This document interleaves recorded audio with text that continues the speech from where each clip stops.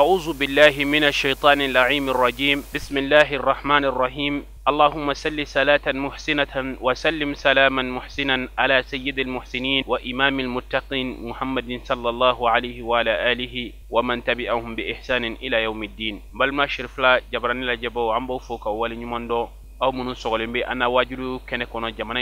جمانين كو كان كالا دلي ألكا hereke nin aw bela jilenye bi wajilu kene kono ambe bamako yoro jambugu an karamogo no ye Sheikh Muhammadul Amin aleka zawiya la sango sanina yay atako flana ye anaka kalandew na diun anaka nyogon kafra zawiya kuno mogo bela jilenka ani sigida la mogo be fara nyogon kan ka mawludu ba labe wala sakku ka nisondiya ira alakra ale bangili la sallallahu alaihi wa alihi wa sallam ka kayni nyinantai bara bela jilenkara ka be dimashi duyama février kalo tile mugan duuru san ba fila ani tan ani seegin a kɛnɛ kɔnɔ an karamɔgɔw caman nana ka na wele in jaabi an sera ka min sɔrɔ kɛnɛ in kɔnɔna na an ka jɛ an ka ɲɛmada fɛ ka masa in tanu ka barika da masa min ka nɛɛma ye a ka fɛn bɛɛ lajɛlen sɔrɔ a ka o nɛɛma kɔnɔna na anw muhamadu mantonw ye a ka gafe la sɔrɔ hɛrɛma a y'o de di anw ma a ka sariyaw bɛɛ lajɛlen na dafalen tilennen ɲuman a y'o de k'anw ka sariya ye kira bɛɛ lajɛlen na sɔn hɛrɛma a y'o de ci anw ma ni o kiraba in fɛnɛ ye anw fɛnɛ kɛra manton na sɔn hɛrɛma ye ni Ala subhanahu wa ta'ala b'an kofa n'o ye a ka gafe sanumanba in kɔnɔ tumana min na a b'a fɔ kuntum khayra ummatin ukhrijat linnas al-aya ni Allah subhanahu wa ta'ala ba fa ka gafe sanman bayin kono kuntum khayra ummatin ukhrijat linnas al-aya ko awde kera mantona son here may mi bora adamadinya cela nabi nyuma ba ke meni ba mugannani ni fora muhammadu manton de makada muhammadu yere ka fusamantiyaka kira kɛmɛ saba ni tan saba ni fɔra a kelen de manton ma ka da a yɛrɛ fɛnɛ ka hɛrɛya kan ka tɛmɛ kira tɔw kan o tuma na an bɛ o ala tanu ka barika da masa min ye nin bonyaba in kɛ anw ye ni nin kira sanumanba in cili ye anw ma ni nin kira dawulama in cili ye anw ma ni nin kira fusamanti cili ye anw ma an bɛ masa in fo ka barika da masa min bonyala ka tɛmɛ bonyafɛn bɛɛ lajɛlen kan masa min ka se a ye setigi bɛɛ lajɛlen ka se datugu masa min n'a de fɛnɛ ka se dafalen don o kɔfɛ an b'a ɲini ala fɛ a k'a ka kisi n'a ka nɛɛma jidi danfɛn na sɔn hɛrɛma kan walahi nin cɛ in de ye danfɛn na sɔn hɛrɛma ye awɔ burudatigi ko ten Allahu akbar dan cogo ɲuman ani jogo ɲuman a fila ye ɲɔgɔn sɔrɔ ale de la o de y'a to a kɛra danfɛn na sɔn hɛrɛma ye nin kɛnɛ in fa jama maa min jogo ka ɲi nin bɛɛ ta ye kɛnɛ in kɔnɔ o de ka fisa ni kɛnɛ mɔgɔ bɛɛ lajɛlen ye o de kama kira sallallahu alaihi wa alihi wa sallam a cira tumana min na a ko ale ma ci ni dɔwɛrɛ ye ka fara la ilaha illallahu kan koyi a ko ale cira ni jogo de ye ka fara la ilaha illallahu kan a jogo ka ɲi ni bɛɛ ye o de y'a valeur bonya ni bɛɛ ye o de y'a daraja bonya ni bɛɛ ye wa alakira sallallahu alaihi wa sallam ni bi hinɛ fɛnɛ ɲini ale de kɛra hinɛ yɛrɛ yɛrɛ ye Allah subhanahu wa ta'ala bolo tuma min na ala b'a fɔ a ma kuranɛ kɔnɔ wa ma arsalnaka illa rahmatan lil alamin ale de kɛra hinɛ tiɲɛma yɛrɛ yɛrɛ ye ka na diɲɛ kɔnɔ kuma surunya ye ka taa ɲɛfɛ cɛ dɔ tun bɛ alakira ka jama na salmanul khayri alakira yɛrɛ de ni cɛ in tɔgɔ da o la ko hɛrɛ salman ni cɛ in de tun ye nafolotigi den ye setigi den tun don nga wa somɔgɔw u tun bɛ tasuma de bato persi de tun don a bɛ fɔ o yɔrɔ de ma bi ko Iran nin de nana kerecɛnw y'u ka bato la don dɔ la a nana ye olu bi ka ala min bato n'olu ka tasuma in ti kelen ye a ɲɛ bɔra o fɛ fa nana minɛ k'a don kaso la fa bɔra a kalama ka kuma lasurunya Salmanu porokotola a taara egilisi la u k'a ka taa Samu jamana la k'a bɛ se ka fɛrɛ ka Isa ka ala bato yen de a nana boli ka bɔ fa bolo ka taa ye a taara bɛn ni kerecɛn karamɔgɔ min ye o o fatura o fana y'a di maa wɛrɛ ma o fana fatura o fana y'a di maa wɛrɛ ma o maa wɛrɛ sisan o fatutɔ a ko o ma ko yalima o b'ale kalifa joona o ko ne tun bɛ min kan ne ɲɛ t'a la mɔgɔ wɛrɛ b'o kan tuguni tiɲɛ yɛrɛ yɛrɛ la dɛ a ko nka kira laban nabi ɲuman laban ko ale ka su dibi don na ka ban k'a ka fajiri kɛnɛ yengera k'a citɔ don sallallahu alaihi wa alihi wa sallam ko nka yan tɛ dɛ o bɛ bɔ arabu la k'a bɛna dugu min na ko dugu in sigilen bɛ farafinw ni ɲɔgɔn cɛ tamarojuw kɛn bɛ k'a lamini a ko n bɛ nabi ɲuman in taamasiyɛn f'i ye a taamasiyɛn dɔ ye mun ye a ti sɔdakati dun a ti saraka dun a taamasiyɛn dɔ ye mun ye a bɛ hadiya de dun a taamasiyɛn dɔ ye mun ye kiraya ni nabi ɲumanya o tanpɔn bɛ a kɔ la ko n'i sera ka arabu ka yɔrɔ sɔrɔ ka t'i sigi n ka dugu kofɔlen in na ko o bɛ na i sɔrɔ ye k'o de ka diinɛ ye tiɲɛ yɛrɛ yɛrɛ diinɛ ye Salmanul Khayr a ye baara kɛ nin dugu in na yanni arabuw ka na fo a nana nafolo dɔɔni sɔrɔ ka misiw ni baganmisɛnw san a nana arabu jagokɛlaw kibaru mɛn a taara a yɛrɛ kalifaw la k'u ka taa n'ale ye u ka jamana la bagan misi min b'a bolo baganmisɛn min b'a bolo a b'a di u ma o sara ye u ye Salmanu ta tuma min na n'u taara n'a ye u surunyala kungoda dɔ la u surunyala kungoda dɔ la mɛ ani Madina man jan u ye Salmanu feere k'a kɛ jɔn ye a hɔrɔnlama nafolotigiden ala ka diinɛ nɔfɛ tiɲɛ nɔfɛ a hɔrɔndentɔ a nana feere k'a kɛ jɔn ye min y'a san o bɛ Madina dafɛ dugu dɔ la o taara n'a ye tuma min na a ɲɛ b'a la tamarojuw bi yan a y'a bisigi ko yɔrɔ min fɔra ale ye k'o bi sɔrɔ nin ye nka a bi farafinmaw ni ɲɔgɔn cɛ a m'o ye dɛ a ko nin ti Madina ye fo don dɔ la o binɔgɔkɛ den dɔ nana ka na bɔ o ye Salmanu ye a ɲɛ bɔra a fɛ a ko i t'i ka jɔnkɛ in feere ma wa o ye Salmanu feere a ma o kun sigilen don Madina jɔn walahi n'i ye fɛn min kanu ala ko la ala b'i tanu fo ka t'i se o ma fo ka t'i bolo da o kan Allah ta'ala ka limaniya di an ma Salmanul Khayri Salmanul Farisi o y'a san ta nin cogo la ka taa n'a ye Madina ka taa bila a ka nakɔ foro kɔnɔ tamaro foro kɔnɔ a bi baara fin na o ye a tora Madina kɔnɔ a bi baara fin na su fara tile kan a tɛ ka kibaruya dɔn alakira la fo don dɔ la a bi tamaro dɔ bale la a sanfɛ legelege la tuma min na tamaro in feerelen don a b'a la ka fɛnw bɔ a feere ɲɛma o benɔgɔkɛ den wɛrɛ nana o sigilen sɔrɔ k'i t'a dɔn ko kabako min bɛ yen bi ko maa hakili t'a maa jasilen ninnu n'o ye arabuw ye k'u taalen bɛ kooli cɛ dɔ la k'u b'a a la ko o bɔra Maka ka na k'o b'a la ka nabiɲumanya wele a yɛrɛ la Salmanul Khayri Salmanul Farisi a ko ale ye nin kuma in mɛn tumana min na a ko nɛnɛ de karila ale la k'ale yɛrɛ f'a bɛ ɲini ka bɔ ka bin ala ni alakira kanu fɛ a bɛ fɛ a ɲɛ ka d'a kan k'ale y'i teliya joona ka jigin ale jiginna tuma min na ale ko a ka patron a matigikɛ benɔgɔkɛ den in ma k'e ko cogo di e b'a la ka mun de fɔ k'o yɔrɔnin na k'ale matigikɛ y'i yɛlɛma k'ale filɛ k'a ye tɛgɛ da ale tulo kɔrɔ ko tɛgɛ in gɛlɛyara dɛ ko yali ko jɔn da bɛ mun ɲini anw ka kuma la tɛmɛ i ka taa i ka baara la k'ale taara a ka baara la a y'a to fo su kora tumana min na a ye tamaro dɔ fara ɲɔgɔn kan a y'a ta a taara a sen na a y'a to a matigikɛ sunɔgɔra a y'i ɲɔgɔri k'i ɲɔgɔri ka bɔ ka taama a sen na ka taa Kuba a magantalaw b'a dɔn distance nin b'a la dɛ Masjidu Kuba ani Madina dugu kɔnɔ alakira ka misiri cɛ dɔɔni b'a la dɛ Salmanul Farisi Salmanul Khayr k'a taara nin su ka taa alakira sigilen sɔrɔ a ka sahabaw cɛla k'a bi cogo di fadakaltu alayhi wa iza wajuhu ka'annahu falaqat qamar ko ale alakira ye tuma min na ko a ɲɛda kun kelen bɛ k'i b'a fɔ kalo su 12 dafalen o bi biri ye cogo min k'a ɲɛda tun bɛ ten wa hadithuhu yahuzul qulub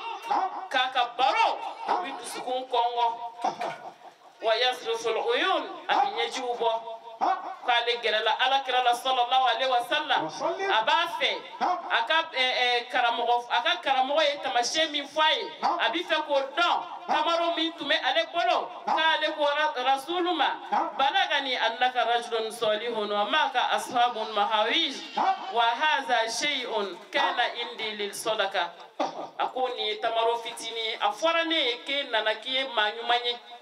ko i nɔfɛ mɔgɔw k'u mago bɛ saraka la ko n ye saraka dɔ ta n nana d'u ma k'o kɛlen alakira ye tamaro in minɛ a y'a gɛrɛ sahabaw la a yɛrɛ bolo ma don a la ale y'i sigi ko tamaro in bɛɛ dunna k'a ban ale wulila ka taa k'ale ko nin ye kelen ye ka bɔ saba cɛ la k'ale ni nisɔndiya bɔra alakira yɔrɔ la nin don in o ka bon hakili ma sɔɔni tile damadɔ kɔfɛ ale nana mɛn ko alakira nana madina a ye tamaro wɛrɛ fara ɲɔgɔn kan a taara alakira sɛgɛrɛ a taara sɔrɔ a taara o tamaro fɛnɛ d'a ma k'a fɔ a ye ko nin tɛ sadaka ye zen dɛ nin ye hadiya de k'ale y'o fɔ dɔrɔn alakira ye tamaro minɛ a nisɔndiyara a y'i bolo don tamaro in na a ye dɔ ta a y'a dun ko dɔ farala ale salimanu ka nisɔndiya kan ko o kɔfɛ don dɔ sufɛ ale bɔra tugun k'a bɛ taa alakira sɛgɛrɛ a y'a sɔrɔ a bɛ baki a kaburu dɔ na a bɛ ka sahaba dɔ su don a bɛ sahaba minnu cɛ la k'olu ɲɛdaw b'i n'a fɔ dolo ɲɛdumanw ale y'i tori ka gɛrɛ alakira la a bɛ ka munumunu alakira kɔfɛ a bɛ k'a lajɛ n'a bɛ se ka alakira kɔ in ye ka nabiɲumanya tampɔn ye cogo min alakira ye ale ka munumunu cogoya ye alakira sallallahu alaihi wasallam cɛ hakilitigiba in kodɔnnaba in cɛ faamuyalenba in ko a sina ten dɔrɔn k'a ka birifini yuru ka bɔ a kɔ la k'ale ɲɛda filɛ ale girinna a ma s'a yɛrɛ la a y'i bari alakira kɔ la a bɛ nabiɲumanya tampɔn in sunbu a bɛ kasi a bɛ yɛrɛyɛrɛ alakira ye ale minɛ k'a sigi ko a k'a ka ko ɲɛfɔ ale y'a ka ko ɲɛfɔ alakira ye k'a ta ka b'a fa fɛ yen fo ka n'a fɛ u filɛ yɔrɔ min na alakira sallallahu alaihi wasallam a kabakoyara ale ka kisa la kojugu Salman o kɔfɛ a nana tunu baduru kɛlɛ kɛra a kɔ uhudu kɛlɛ kɛra a kɔ don dɔ la alakira ye ci sama ma ko a ka na a k'a bɔ jɔnya in na k'a ka lɛtiri ci a matigikɛ ma a bɛ se ka ko bɔ jɔnya la cogo min Salmanul Farisi a ko matigikɛ ma a ko min tamaroju 300 turu i ye k'u sɔn f'u ka wuli ka jɔ o kɔfɛ n bɛ dirham 30 d'i ma ka n yɛrɛ ka hɔrɔnya ko waati sera kisa tɔ bɛ yen nka Salmanul Farisi alakira y'a dɛmɛ sahabaw y'a dɛmɛ bɛɛ nana ni tamaro ju damadɔ ye ka na fara ɲɔgɔn kan fo ka ju 300 in dafa a y'o alakira ko a ka taa dingɛ sen n'a ye dingɛ sen a k'ale yɛrɛ wele alakira bolo barikama de ye tamaro ju in turu k'a ta sahabaw b'a d'a ma a y'a kelen kelen nin don fo k'a ba cɛ majiginen sallallahu alaihi wa alihi wa sallam Salmanul Farisi Salmanul Khair ni cɛ in de ye jɔyɔrɔ 3 sɔrɔ ka kuma la surunya i ye kandaku kɛlɛ la ale de ko k'u ka dingɛ se ka Madina lamini ko kafiriw kana se ka don Madina sabu bɛnbɛnbɛn kafiri bɛ farala ɲɔgɔn kan k'u kana alakira n'a ka mɔgɔw kɛlɛ Madina u ye dingɛ se tuma min na ka Madina lamini n'o hakilila ye n'o de ɲɛna kojugu kɛlɛ bannen n'a dajara silamɛw la ansaruw ko cogo di ko Salmanu min na ko Salmanu ye anw Madinakaw dɔ de ye Makakaw ko ayi dɛ Salmanu min na ko Salman ye anw dɔ de ye sabu a ye hijira de kɛ ka na Madina ya alakira nana kuma ba a ko Salmanu min na ahlal bayt ko Salmanu ye anw Muhamadu dɔ de ye anw somɔgɔ dɔ de don sallallahu alaihi wa alihi wa sallam o tuma na an bɛ jɔ yan ka dugawu kɛ Alahu Taala ka san wɛrɛ jira an na Ala k'a ɲɛmɛ an ka cɛkɔrɔba la بسم الله الرحمن الرحيم الحمد لله رب العالمين الحمد لله القائل في محكم كتابه العزيز بعد أن أعوذ بالله من الشيطان الرجيم بسم الله الرحمن الرحيم لو أنزلنا هذا القرآن على جبل لرأيته خاشعا متصدعا من خشية الله صدق الله العظيم ثم الصلاة والسلام على الحامد المحمود المبعوث رحمة للعالمين سيدنا وحبيبنا وشفيعنا محمد الفاتح لما أغلق والخاتم لما سبق ناصر الحق بالحق والهادي إلى صراطك المستقيم وعلى آله حق قدره ومقداره العظيم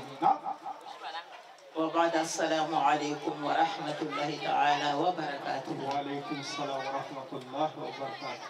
amba ñini setigi ala fe nini aw an bolen ko fe ala kan boshi shetana bulu aka janfa jugu ala kana ambla asrala kan sinsini allah subhanahu wa ta'ala to baraka may no yi bismillahir rahmanir rahim togo mi ni sinsina ka abika kinya mugo petla ni sinsina ka abika mizani kiriya sinal qiyamah choto ala kan nafani abarka ya rabbi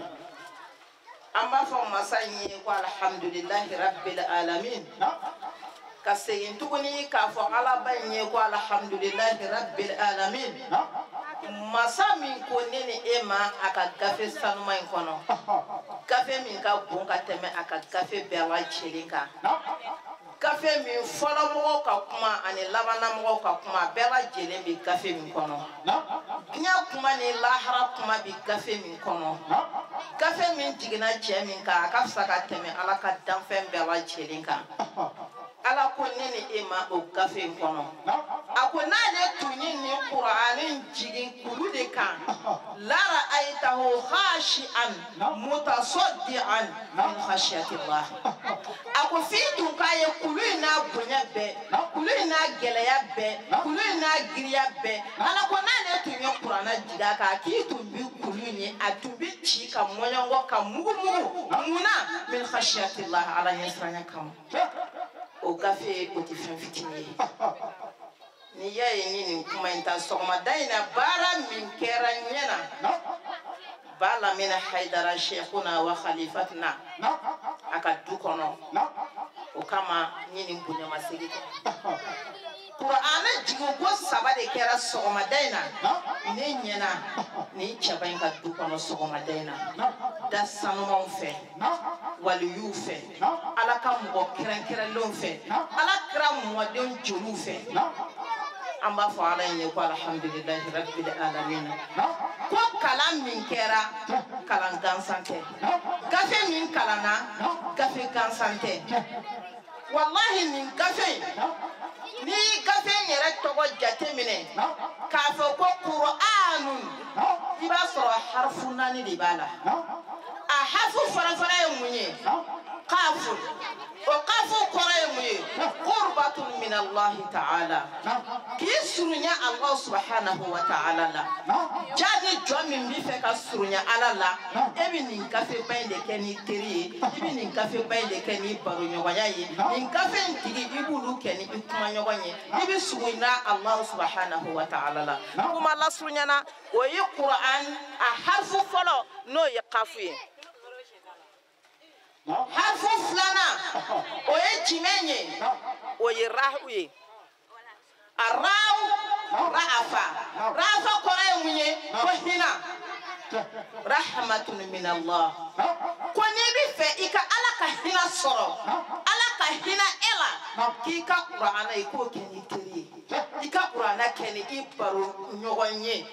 qur'ana dunkeu ika ke ulufe bi Allah subhanahu wa ta'ala ba ka hina soro hina ni soro ni ala ka qur'ana ni ka kalan ka don ka bara keni aye ni ma se ka kala minu nya kalan ka don ikulu keni teruye ikulu keni itama nyogonye rubi ka ala ta min fo min bora ni gafe ba nkono na fori ka min ko la ikoke na fori ka min to la ikoto ako harfu fulana sabana oye jimaye oye hamza tuye abi fo ma ko ulfa jamu obi deli alala ko ni ba fe ka deli alala igerane ko ala ikele ko fe ka hina soro ni ba fe ka deli alala deli nyonya kana ni Allah subhanahu wa ta'ala la i ka kɛ nin gafe in fɛ i k'a ɲini k'a dɔn i k'a kalan kuma la teliyala a harfu naanina o ye nunu ye o nunu o bɛ mun fɔ o bɛ nɔrɔ de ko fɔ an b'a ɲini Allah subhanahu wa ta'ala fɛ ala k'an dusukun nɔrɔya ni nin gafe in ye ala k'an joliw nɔrɔya ni a ye ala k'an ka kumakanw nɔrɔya ni a ye an ka ɲɛtaw ala k'u nɔrɔya ni kuranɛ ye an ka mɛtaw ala k'u nɔrɔ ni kuranɛ ye bolo fila bɛna don fɛn fana ala k'u nɔrɔ ni kuranɛ nɔrɔ ye sen fila bɛna taa yɔrɔ yɔrɔ ala k'u nɔrɔ ni kuranɛ nɔrɔ ye ala k'ala k'an nafa ni kuranɛ nafa ye o tɛmɛnen kɔfɛ an bɛ sɔli kɛ alakira ba in kan sallallahu alaihi wa alihi wa sallam an bɛ cɛba min ka kɛnɛ kan السابق للخلق نوره ورحمة للعالمين ظهوره شامل نورك قرقة من نور بلا جلينك على يسمو فندا يا بلا جلين محمد البشير نور الله صلوات ربي وسلامه عليه أما ينسيتي على فيكاك صلي شمان كنين شبينك صاحب الشفاعة الكبرى سرنا البد بغا القيامة جدون سرنا مغشي سرنا timine fona kera cheminye wode ahmadu ye wode muhammadu ye wode hamidu ye wode zamzami ye wode taqi ye salawat rabbi wa salamuhu alayhi amma nyine sitigi ala fe kaka soli chaman jidi ni chenka antina kuma chanya ka fo kambi kena minka ni here kene ni noro kene ni baraka nyini kene wallahi nafa min bi ni kene na ka sababu yake amina cheba min soro amina khalifa min soro amina noro tigi min soro no doni tigi ka cha de khalifa ka cha wallahi tijana tarika tigi ka cha me ibe don cheba min kan ka baroka na fo kile itana kungo wal kuma abi fofo fi ala kutankira kuta wallahi ti segen ka ka baro la me ninti an kuma yoro yi ni mikro dira ma amba mine an bi ala fode ka wala nyumando amina sigi ka ala ka wali jun ka nyana lega wula daina wallahi sam bakele nanya ka bi ala bata mi baraji min sura wula dena ka chaka teme aka ala kira ko fendo de ma la yudraku kulluhu la yudraku kulluhu femini abeti soro abe fana manga ka toyi o ala kira ko de ibi chedo kuma kame abike onyana ko abiki nyana ko kila ala kira ko fola ni ma wara ya mine ibi nyina temene ka fole ko o te doni shila na ala kira donete o te foila ni ala kira te bonya e ala kira tai hadama de ikana ba foka ba iyera la juma bi feon fenge ala kira ko la itake ala kira ibaki yere di ibi soli min ke ala kira ma o yiga ko keta bele di ala kira ko la ni solla ala kira ma iga soli di fevara ala kira daraja ka ati fevara ala na ala kira ni amanye ci ana mache nyenika abi do fara e soli kala dika kibako ako ni mami solla ale muharrama ni soli shekele soli shifaya o shifaya ako ala na ka mele ko bi soli ma shetan ni solla ale kirama ni soli o soli shetan ale ala na ka mele ko bi soli ma shen keme ni solla kirama ni soli o soli o shen keme ala na ka mele ko bi soli di ma shen bakeli ni solla ala kirama shen bakeli ko isugo horonya na ka botasma ma soli bakeli kana ka se ka joka horonya ka botasma ma barsa soli shen bakeli meleka ka bakeli o tina fo e ka bakeli o tina fa ma donga bakele shi o te bakele ye o te batanye o te bakeme ye o te ba million ye o te ba milliard ye o ye ba de ba mi hakema do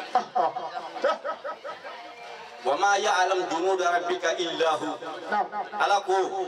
ale ka meleka jate ko dabe shi to do ale ala damo debo o dado ga ala jomu temena ala bi gino fara chedo yo bise ka fendo fo misali ala hakima bise ka famu so femina uko niye dugulo jine ni hadama de fara nyon ka dugulo jikoro fena ko won fe fara nyonga mimi tama sefla ka mimi tama senani ka mimi fufa disika mi madon abejete mana so ka fara nyonga ko kama ka besanga ba folo meleke klantana de ma Allahu akbar o ye sangaba fɔlɔ meleke ka fara dugukolo taw kan ni y'o bɛɛ fara ɲɔgɔn kan min bɛ sangaba filanan meleke tilantanna ma ko ne sɔlila alakira ma siɲɛ kelen ko nin bɛɛ bi sɔli e ma siɲɛ 10 ninnu ka siɲɛ 10 o jate bi dɔn cogo di jango o 100 jango o 1000 i bɛna o baraji ɲɔgɔnna sɔrɔ i ka seli la waati joli kɔnɔ i bɛna o baraji ɲɔgɔnna sɔrɔ i ka sun na waati joli kɔnɔ i bɛna o baraji ɲɔgɔnna sɔrɔ waati jumɛn i ka jaga la i ka seli i ka jaga i ka sun bayina qabulin wa raddin a bɛ ala bolo minɛ ni minɛbaliya cɛ a minɛ tɛ ala ma wajibi ye nka sɔli alakira ma adimi salata ala nabiyyi muhammadin faqbuluha hatmun k'i ka sɔli caya alakira ma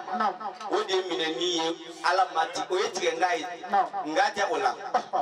e min bɛ sɔli ala ma alakira ma ala mago tɛ e la i bɛ sɔli alakira ma don min na ala mago tɛ o don na i bɛ sɔli alakira ma yɔrɔ min na ala mago tɛ o yɔrɔ la i bɛ sɔli alakira ma waati min na ala mago tɛ o waati la nka i bɛ sɔli alakira ma waati min na ala mago bɛ alakira de la i ka sɔli baraji bɛ d'i ma i y'a kɛ ɲɛgɛn kɔnɔ i ka sɔli baraji bɛ d'i ma i y'a kɛ i jɛnabatɔ i ka seli baraji bɛ d'i ma i y'a kɛ k'i to hayida la i ka seli baraji bɛ d'i ma i y'a to k'i kɛ bange i y'a kɛ k'i to bange joli la k'a jira i la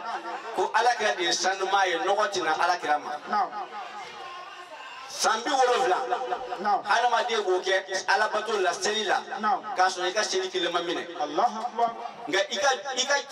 ka kɛkojuguya si t'i ka sɔli kelen bɛ ko ala t'o baraji d'i ma o tuma i ka seli wa wala sɔli alakira ma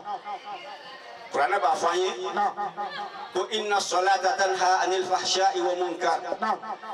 ko seli bɛ adamaden fatandi ka bɔ kongow ni kojugukɛ ma ne hakili la seli bi kɛ bi ka tɛmɛ kunungo de kan misiriw ka ca bi ka tɛmɛ kunungo de kan nka bi jɛnɛya de ka ca ka tɛmɛ kunungo kan suyɛni de bi kɛ bi ka tɛmɛ kunungo kan wula de bi min bi ka tɛmɛ kunungo kan o tuma i kama ye mun ye mun bɛ k'o kɛ seli a ɲɛdɔnbaliya tɛ wa a ɲɛdɔnbaliya don wa la a ɲɛdɔnbaliya tɛ diinɛ kitabu kɛmɛ ka fan bɛɛ labɔ a karamɔgɔ kɛmɛ ka fan bɛɛ labɔ a kalanden kɛmɛ ka fan bɛɛ labɔ nka dugukolo cɛnni bi wara ka taa fɛ diɲɛ don o don mun de bɛ k'a kɛ seli in bi kɛ o farida duuru dafa mɛ o misiri ka ca o seliba ka ca o hali min ye kafiri bi a b'a ka kafiriya dogo nka munna seli bɛ ka kɛ jogow tɛ ka yɛlɛma seli bɛ ka kɛ jogow bɛ ka tiɲɛ ka tɛ a fɛ i t'i ka seli jɔ ten wa a dabila ko tɛ i t'i ka seli i t'a bila ten wa m'a fɔ i kana seli i ti fura dɔ ɲini mikɔrɔbu fala dɔ ɲini ka k'i ka seli la min b'a mikɔrɔbu fa n'a la mago bɛ k'a la o kuma de ye i k'i yɛlɛma k'i ɲɛsin ala ɲɛsin bɛ cɛ min ma i yɛlɛma i k'i ɲɛsin alakira ma tuma min na i dɛsɛra ka gulɔ min dabila sɔli alakira ma ala bi i kari gulɔ kɔ tuma min na i dɛsɛra ka suyɛni dabila i ɲɛsin alakira ma ka alakira don i ni ala cɛ i bi suyɛni dabila tuma min na i dɛsɛra ka jɛnɛya dabila alakira don i ni ala cɛ i bi jɛnɛya dabila k'a sɔrɔ i ka san 10 seli ma se k'a dilan san 20 seli ma se k'a dilan san 30 seli ma se k'a dilan i si bɛɛ seli ma se k'a dilan aya yi laban na ala bɛna fɔ aya laban ko wala zikrullahi akbar wala zikrullahi akbar zikrullahi ala kira tɔgɔ de ye wala zikrullahi muhammadu sɔli ala kira ma dɛ ala kira ko fɔli dɛ akbar ka bɔ i ka seli de أو ما إتي على كلامنا فهو الباب الوحيد إلى الرحمن من آتاه من غيره لا يدخل نبي سراي كسي علامة سراتي جوني على جني على كلاتي علامة كتي جونا فويلا على كلاسين دمينا أما فعل بسلي أما فعل بشون أما فعل بجربو نأكو علينا كم ملكو بسولي على كلامه o tuma ala ka ni kelima bɛ ala fɛ ala bɛ min fɔ ni kelima bɛ ala fɛ ko ala bɛ dumi min kan o ye sɔli ye ala kira de ma silamɛw bɛna kabako kuma de fɔ aw ye bi ni kelima bɛ ala fɛ ko ala bɛ o de fɔ ko kelima bɛ ala fɛ ala b'o dumi bɛ ni o de ye o kelma ye soli ye alakira de ma bara yɛrɛ ko k'ale n'a ka mɛlɛkɛw bɛ ka o kɛ u bɛ o kɛ o ti dabila kuranɛ ko nabila isa ka hakɛ la ko wa kalimatahu alqaha ila maryama ko ani ala ka ba nabila musa ye ala ka kelima de ye a ye min keru an ba fatimata la n'o de kɛra nabila isa ye ja nabila isa ye alakira ka soli de ye alakira ma ja nabila isa ye soli de ye alakira ma ala de y'a fɔ ne m'a fɔ dɛ a ko wa kalimatahu ni fa tɛ ka maa min minɛ k'a fɔ ala ka kelima kɔni ye soli ye o si ka t'i minɛ an bɛ ala barikada a ka nɛɛmaw la a ka nɛɛmaw la ala belebeleba o dɔ ye an sigilen don kɛnɛ min kan tan hinɛ ni hɛrɛ min ni ala y'o kɛ adamadenya ye ka se ka adamadenw bonya k'o fisaya danfɛn tɔw bɛɛ lajɛlen kan o kɛra ni muhamadi ye sallallahu alaihi wasallam o la kɛnɛ minnu bɛ sigi o cɛba in kama o kɛnɛ ninnu fana ye fɛnbaw de ye anw bɛ nin kɛnɛ minnu sigi tan a tɛ foyi si fara alakira kan a tɛ foyi si fara alakira kan sallallahu alaihi wasallam ga barakadali de don ani waleɲuman dɔnni dɔ de don i n'a fɔ alakira sallallahu alaihi wasallam yɛrɛ ye o yira a ka kumakanw na cogo min na kuma min na an ba aisha radiyallahu anha a ko alakira ma kisi ni nɛɛma b'a ye kuma min na alakira bɛ si ka sali ala ye fo a senw bɛ funu donc o kɛlen an ba aishata ko alakira ma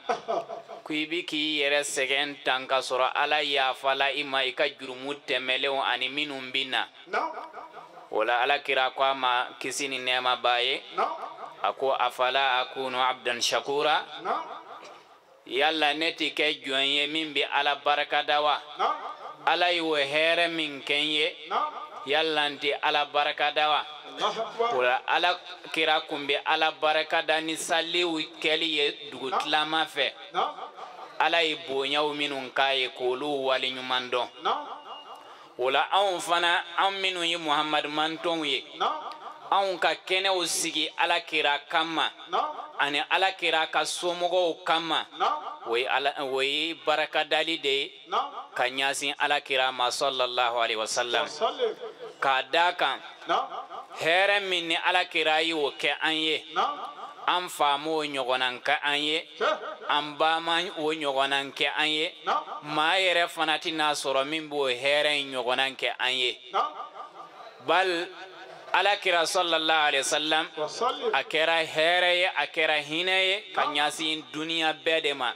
i n'a fɔ masa ta'ala b'o fɔ suratul anbiya kɔnɔ cogo min a ko wa ma arsalnaka illa rahmatan lil alamin a ko ale ma alakira ci foyi si kama fo a ka kɛ hinɛ ye ka ɲasin danfɛn bɛɛ lajɛlen ma o la komi an ka karamɔgɔw tɛmɛna ka kuma aw ye cogo min alakira ka bonya maa t'o dan dɔn jango k'o fɔ anw bɛ min fɔ alakira ko la o ye barakadali de ye o ye ŋaniya yira de ye sinon alakira sallallahu alaihi wasallam ala yɛrɛ ma hakɛ fɔ a la jango maa k'o dɔn yarabi ala ka faamuya ko ɲuman d'an ma o la nin kɛnɛ ninnu ye ala barakadali kɛnɛw de ye nin kɛnɛ ninnu ye duwawu mina kɛnɛw de ye an ka karamɔgɔw caman bɛ yan minnu tɛmɛna ka kuma aw ye an b'olu fo k'o barakada ka an wasa dɔn olu ye kuma minnu fɔ an ye an b'a ɲini ala fɛ ala k'o waleyali nɔgɔya an ye n'o bɔra yen fana an ka shirifu n'o ye muhamadu amin haidara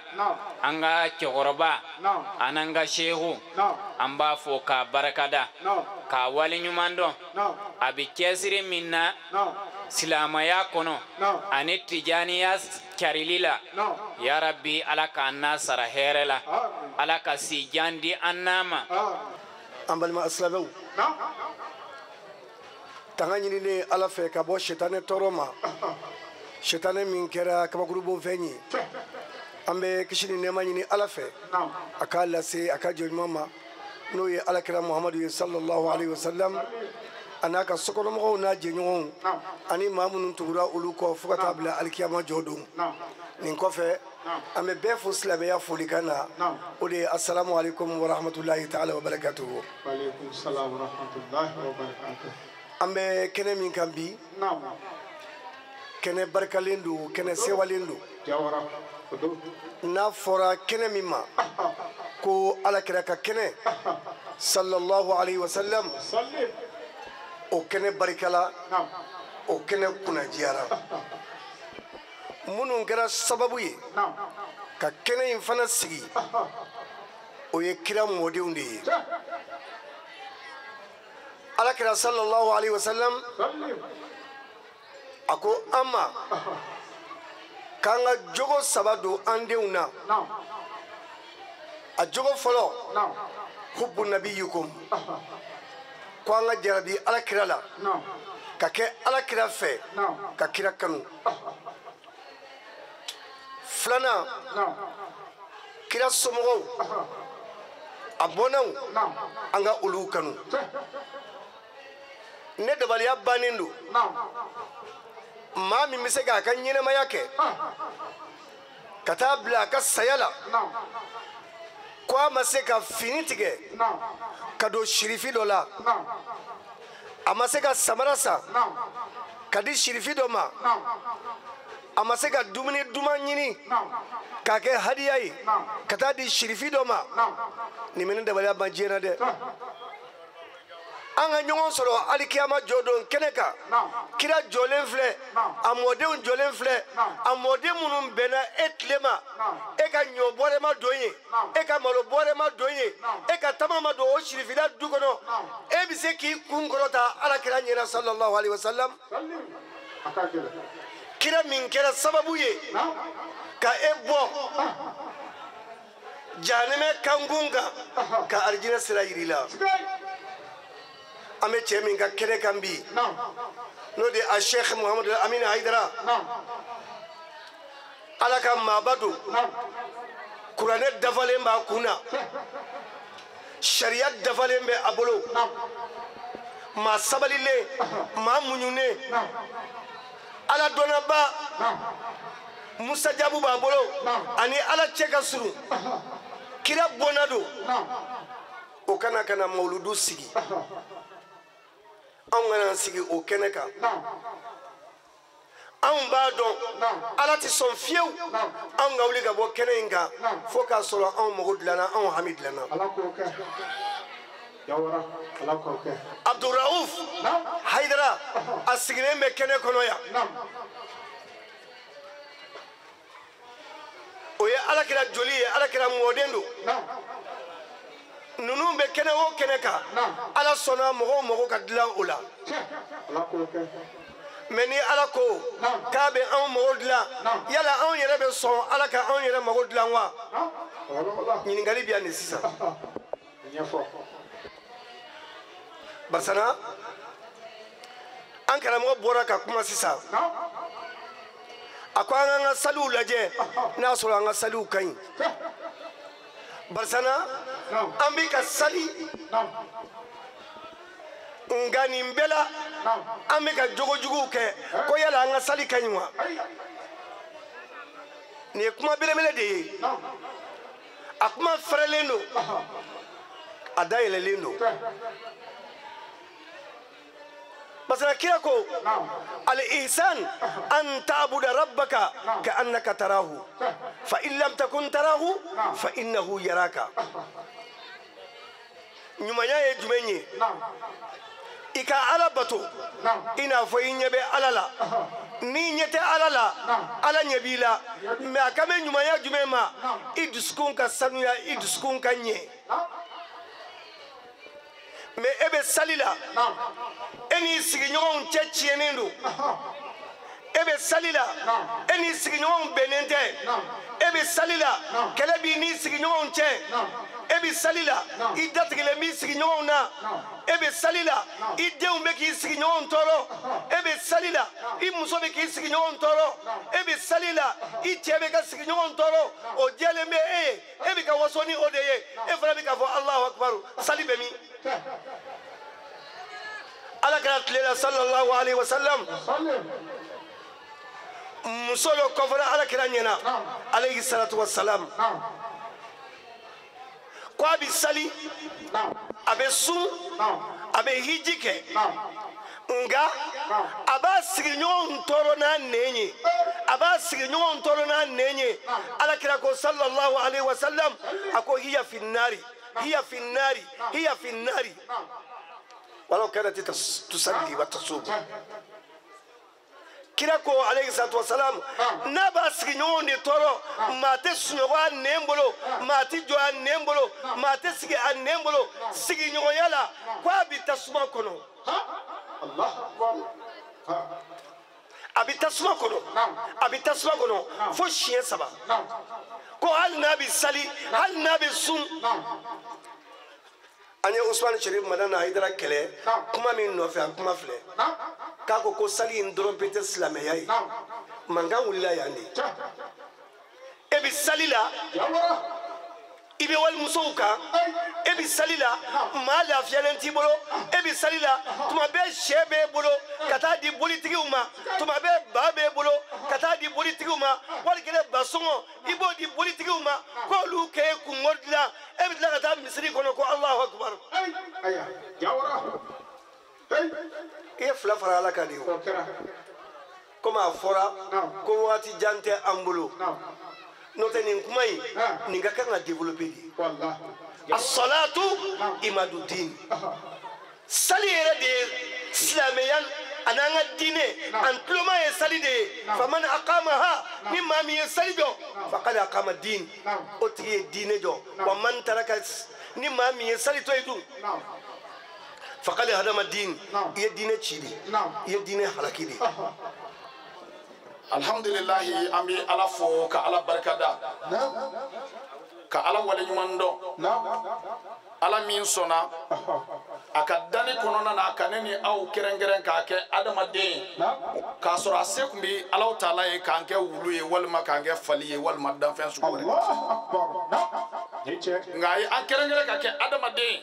adamadenya kɔfɛ ka tila ka an tano kuranɛ kɔnɔ ko wala kad karramna bani adama ila akhir al aya ko ale ala ye adamaden de bonya a ka dani kɔnɔ ɔ ni ala ye anw bonya an bɛ ala fo ka ala barikada adamadenya kɔfɛ ala tilala ka silamɛya sira da ka kafiriya sira da ala ye anw kɛrɛnkɛrɛn ni silamɛya sira an bɛ ala fo o tɛmɛnen kɔ an bɛ ala fo ka ala barikada kuma kuntala surunya kama ni alakira muhammadul mustafa sallallahu alaihi wasallam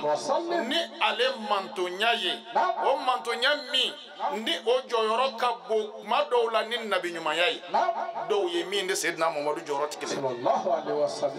o kuma na n'an ye ala fo ka ala barikada an bɛ foli di an ka sherifiw ma ka daminɛ a sheikh sherif abdurauf tijani ani sherif muhammadu lamin haidara ani an ka sherifu minnu bɛ kɛnɛ kan yan an bɛ a bɛɛ lajɛlen fo mikoro ka di ne ma bi wula in na dɔnni tɛ kanu de don kanu de do wa o kanu kɛnɛ an bi o de kan wa kanu gulɔ an ka mi o de la kanu dɔnsen an k'o de dɔn o de ye hɛrɛ ni labanko ɲuman ye an karamɔgɔ minnu kumana ka kɔn an ye an b'u fo k'u barikada k'a fɔ alisilamɛw ye ko an bɛɛ lajɛlen ka ala tanu ni kira ye kira min kosɔn anw welela de ko kuntum khayra ummatin ukhrijat linnasi ta'muruna bil ma'ruf wa tanhauna 'anil munkar sadakallahu alazim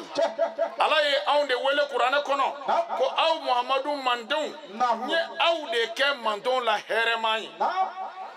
an ye ɲininkali kɛ ala la yala o manto hɛrɛmaya in anw y'a sɔrɔ ni seli de ye wa la an y'a sɔrɔ ni sun de ye wa la anya soroni hijiwa la anya soroni munye anya soroni alaka kanu nyoanya ye aka Muhammadul Mustafa sallallahu alaihi wasallam ode la Sheikh Ibrahim Anyas kaulaka belebele na noro tiga abetoka alakira ko foye ako fa huwa mukhtarul baraya qabla takwinil makani فهو مختار البرايا قبل تكوين الكيان ako Muhammadu ale de danfɛn sugandilen ala fɛ k'a sɔrɔ kɛ yɛrɛ ma kɛ fɔlɔ yɔrɔ ni ye aw ni ne filɛ innama amruhu iza arada shay'an an yaqula lahu kun fayakun n'ala ko min ka kɛ o bi kɛ ala kira sugandira ala fɛ k'a sɔrɔ ala yɛrɛ m'a fɔ fɔlɔ ko kɛ o de la ala kira Muhammadu ni ye sufu ɲininka ala kira ka kiraya daminɛ na o b'a f'i ye ko a daminɛ na ala ya daminɛ don o kuma daminɛ don t'o la o kuma na o Muhammadul Mustafa sallallahu alaihi wasallam ni anw kɛra o manton ye alisilama waati dɔ de sera parce que nin kɛnɛ in k'a sigi ka kuma ala kira kan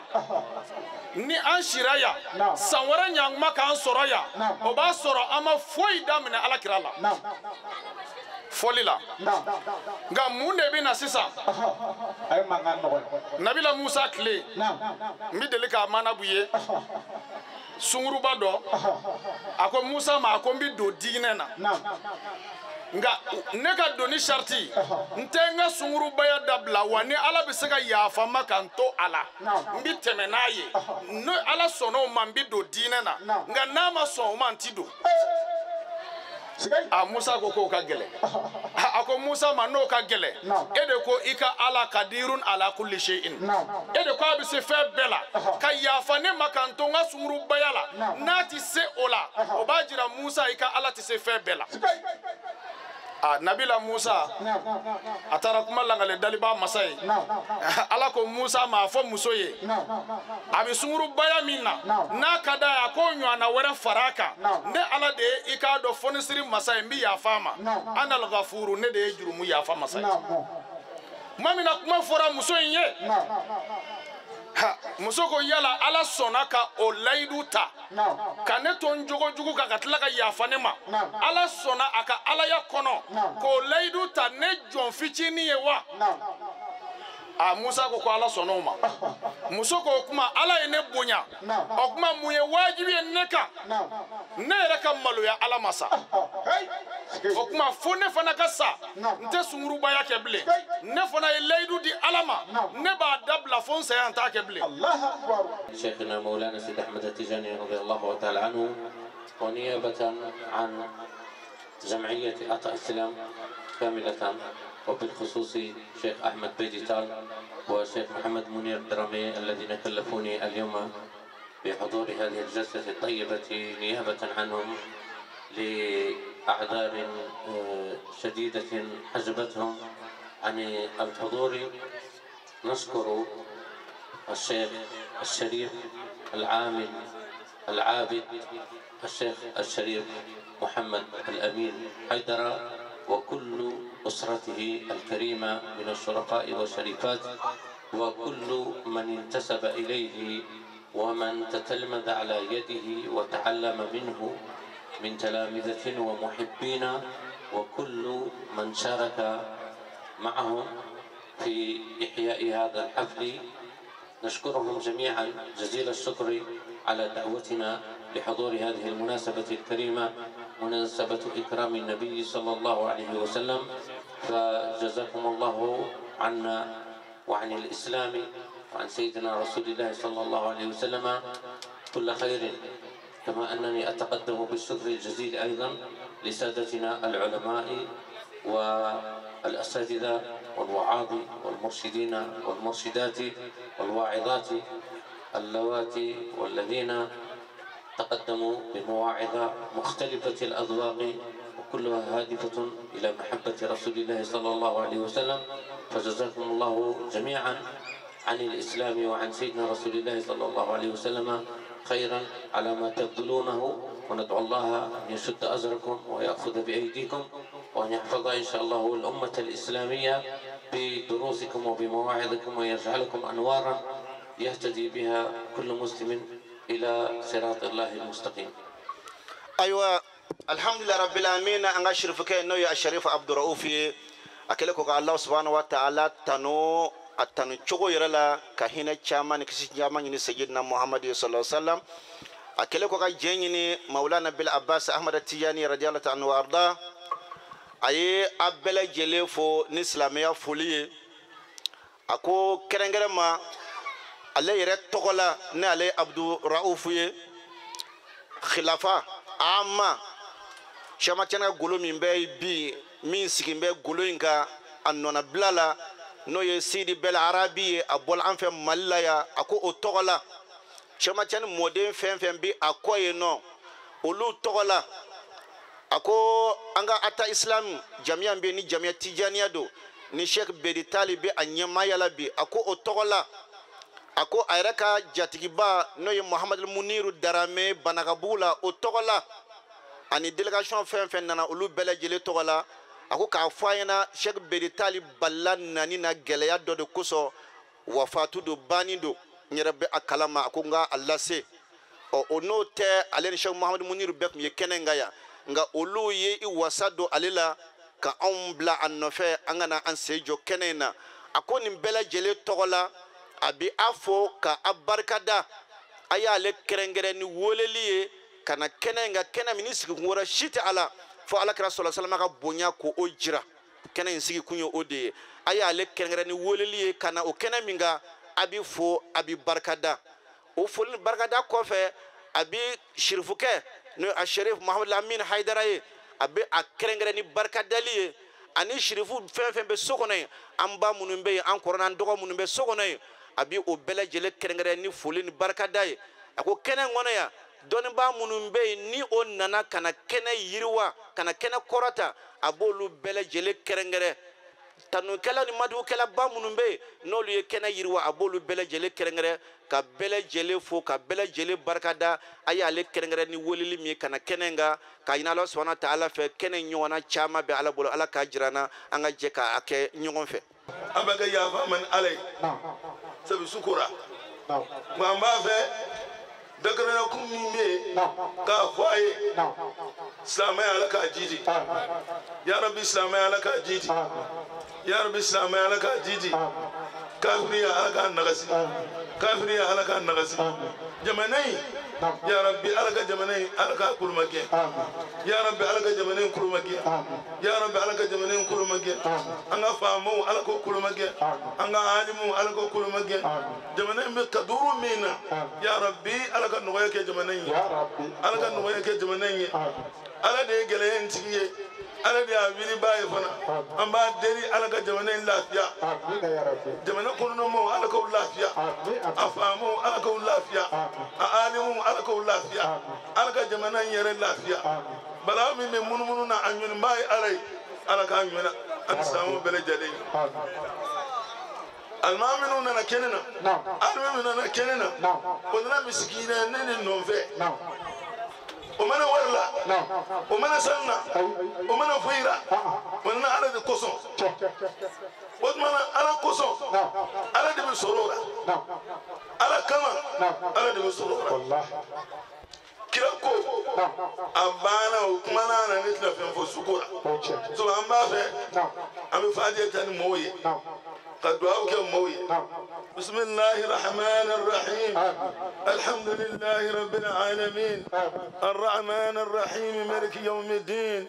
إياك نعبد وإياك نستعين اهدنا الصراط المستقيم صراط الذين أنعمت عليهم غير المغضوب عليهم ولا الضالين ولله العزة وللرسول وللمؤمنين ونفوض أمرنا إلى الله إن الله بشير بالعباد اللهم صل على من ختمت به الرسالة وأيدته بنصر والكوثر وصفاء اللهم صل على من قاد بحرا اللهم صل على من تتنزل منها صلاة تعرفنا بها إياه ألا أي دلي أمي دليني موكروك على الدلي أمي دلي سمس المعروفك على الدلي أمي دلي هادي المهتدوك على دليل مي أما تجاني مي إبراهيم نياشي أمي ويا على دل مي أمي إدلنا على جما كلو وننا وبي همتيجي وبي موتيوي سداوي هاهن فما بيدي برء ولا مردي فإنما أستقادي ما علي يقودي بنين فرطان بلو أنت سكا فرك أنت لو توري أنا دي لو توري نماي أنا كان بنو فرك أكاك على كلا كوسون أكاك صحابه كوسون أكاك تابعينه كوسون أكاك تابعينه كوسون أكاك خلوب الأقدام كوسون أكاك خلوب البراعين كوسون أكاك خلوب المنير كوسون أكاك خلوب الألايب كوسون ala ka magudla fengo fenna kenen ala ka be hamjara gutmana ayata go ja do awi min lamina يا لطيف صل وسلم على النبي اللطيف وعلى آله صلاة تلتو بحالنا في سائر تقلباتنا ومسوانا وتلتو أجسامنا وقلوبنا وخواترنا وحالنا ومعالنا وآلينا وزرياتنا ومحبينا وأصحابنا وأنصارنا ومريدينا وتلاميذتنا لطفا خاصا آمن ساملا أبدا سرمدا إلى يوم الدين إلى مستقرنا في علاله مأوى المقربين آمين يا رب العالمين. الحمد لله رب العالمين. نيا نينغاولا وجراي أي كنين سجي مولود كنين أي سجي على كرا صلى الله عليه وآله وسلم على كرا كبويا كندو على كرا كرامة كندو أي سجي أنغا زاوية دتقلا زاوية مي نيو زاوية شيخ شريف محمد الأمين حيدرا نيو كزاوية تقوي donc la sanwosan ambe kenen sigi ni chugula ama kanumba wele mogo bi bo jamana ko ka jamana kono na kana faranga anga quartier la ka alakra ka mauludin ka nyana maya ambulo ni ata ko flanande ni edition ko flanande insha Allah taala anya sigi ama sigi kenen sigi fosh kama anya sigi alakra kanunde kama alakra boya kama alakra ka karama kama sallallahu alayhi wa alihi wa sallam kenen sigira o de koson donc la kitabutiki ba fayin ako ko mogo ko nyibi fe ko ala ka heraki ala ki bunya ala ki sangorota ala ki karama ala ki magodla je an lahara ki so ala kira sallallahu alayhi wa alihi wa sallam donc wode ya ambla ni kenen sigili kun yere jume abele bele bayere fin jume de kenen sigira jamana in koson jamana in bi degum min kono bi jamana in bi sengelin tama mina bi jamana in bi nyogon jaburja mina bi kenen sigi kunyo ye ka do ke jamana ye kenen sigi kunyo ye on marfatambulo ko amita jamana defan wartambulo ko amina dika keleke fensa fem on seye jume on seye qur'ana de on seye ala kira ko inde sallallahu alayhi wa alihi wa sallam amawludun yere sigi kunyina yere koson akera jamana in koson pour que ala ka hereke jamana ye toro mimbi jamana kono ala ka toro nyoni ka bo jamana kono akekuya jamana de ala kan kanu do nyona jamana de ambeka do dakene fe ambeka bo dakene fe ina fo ala kira sallallahu alayhi wa alihi wa sallam ala kira ya ka sahabau ayu be fara nyogon ka juruba kelen numa sahabau kera nyogon fa gindola o kera nyogon fe bangela chogomina akekuyo ye yala sa ala ka son jamana de amfana ka ken nyogon fe gindola anga ken nyogon fe bangela anga do dakelen fe anga bo dakelen fe mauludun sigi kunye zawiya Sheikh Sharif Muhammad al-Amin fe aka zawiya fe ana kanumbo fe ninde ye ala ka hereke jamana toro mimi jamana kono ala ka sama ka boy mauludun sigi kunyo ye nin kɛnɛ ba in nin kɛnɛ nɔrɔma in a sigira cɛ dɔ de kama cɛ min ni a nɔrɔ wallahi foyi tɛ se ka datugu hali ni jiginna ni ala kira nɔrɔ ye bafin de jukɔrɔ Allah subhanahu wa ta'ala b'a nɔrɔ datugu ala ma fɛn da fɛn bɛ se ka Bashirul Mustafa salawat rabbi wa salamuhu alayhi min bɛ se ka nɔrɔ datugu o kɔsɔn san o san an b'a ye mauludu ko a bɛ ka jidi ka taa mauludu ko a bɛ ka bonya ka taa an ka nin sheikhu ba in n'o ye Fadilatu Sheikh Al-Amin Muhammad Haidara ale nin kɛnɛba in sigi ka ala kira sallallahu alayhi wa sallama ka kanu feere mɔgɔw ma n'i b'a fɛ ka alakira kanu san a sugu de ye mawludu kɛnɛ ye nin kɛnɛ ninnu u bɛ sigi o de kama ka alakira sallallahu alaihi wasallama k'a kanu feere karamɔgɔw bɛna k'a feere o tuma minnu bɛna sigi ka lamɛnni kɛ olu b'a san sugu tɛ alakira kanu na sallallahu alaihi wasallama ka tɛmɛ mawludu kɛnɛ kan wa duwawu jaabi tɛ kɛnɛ kan min ka bon ka tɛmɛ mawludu kɛnɛ kan ne balimacɛ e yɛrɛ y'a ye nin kɛnɛ kan Allah subhanahu wa ta'ala a ka cɛba dama dama minnu waliju dama dama minnu ye ɲɔgɔn sɔrɔ nin kɛnɛba in kan shirifu minnu ye ɲɔgɔn sɔrɔ nin kɛnɛba in kan surtout shirifu yɛrɛ de fana kɛra sababu ye ka nin kɛnɛ in sigi o tuma nin ye mustajabu kɛnɛ de a sigikun yɛrɛ ye fɛn min ye wallahi ala tɛ sɔn fewu anw ka wuli ka sɔrɔ a m'an ka duwawu jaabi ka d'a kan anw ka nin khalifaba ye n'o ye Al-Amin Haidara ye a y'a sigi mun kama k'a bɛ duwawu kɛ jamana ye ka d'a kan nin kɛnɛ in kɔnɔ silamɛ bɛɛ lajɛlen bɛ ɲɔgɔn sɔrɔ yan fɛn fɛn ko la ilaha illallah muhammadu rasulullah sallallahu alaihi wasallama fɛn fɛn ko n bɛ alakira de fɛ sallallahu alaihi wasallama ni mawludu kuma fɔra a bɛɛ lajɛlen bɛ ɲɔgɔn sɔrɔ kɛnɛ kan bɛɛ lajɛlen ŋaniya jɛlen don bɛɛ lajɛlen bɛ ka ɲɔgɔn kanu mun kama alakira sallallahu alaihi wasallama ale de ye anw fara ɲɔgɔn kan ale min y'a sɔrɔ anw bɛ jahanɛmɛ kankun kan a y'a nɛgɛn ka bɔ a kan ka sɔrɔ nɛni tɛ ka sɔrɔ kumakan jugu tɛ ka sɔrɔ busan tɛ o tuma n'a fɔra ko kɛnɛ min bɛ sigi albashiru nazir ko kɛnɛ min bɛ sigi o kama salawatu rabbi wa salamuhu alayhi silamɛ bɛɛ lajɛlen bɛ ɲɔgɔn sɔrɔ o kɛnɛ kan ala ka jɔnbaw bɛ ɲɔgɔn sɔrɔ o kɛnɛ kan ka na alakira kanu feere an ma o tuma o ye duwawu jaabi kɛnɛ de ye a k'a b'o kɛnɛ nɔrɔma in sigi o kɛnɛ barikama in sigi cɛ dɔ de tɔgɔ la n'a bɛ fɔ o ma a tɔgɔ 201 kɔnɔ kashiful kurabi farijal hammi an b'a dɔn k'a fɔ ni kɛnɛ in sigira alakira kama duwawu bɛ jaabi an sera ka min sɔrɔ k'a lase aw ma an karamɔgɔ n'o ye Sheikh Muhammad Al-Amin Haidara ye ale ka zawiya mawludu la o de kun ye nin ye o la an bɛ ala deli duwawu minnu kɛra a kɛnɛ kɔnɔ ala k'a minɛ jamana in ye k'a minɛ jamanadenw ye ka Allah subhanahu wa ta'ala deli ɲinantaw kɛra hɛrɛ la cogo min san wɛrɛ taw ala k'o fara an si kan wassalamu alaikum wa rahmatullahi ta'ala wa barakatuhu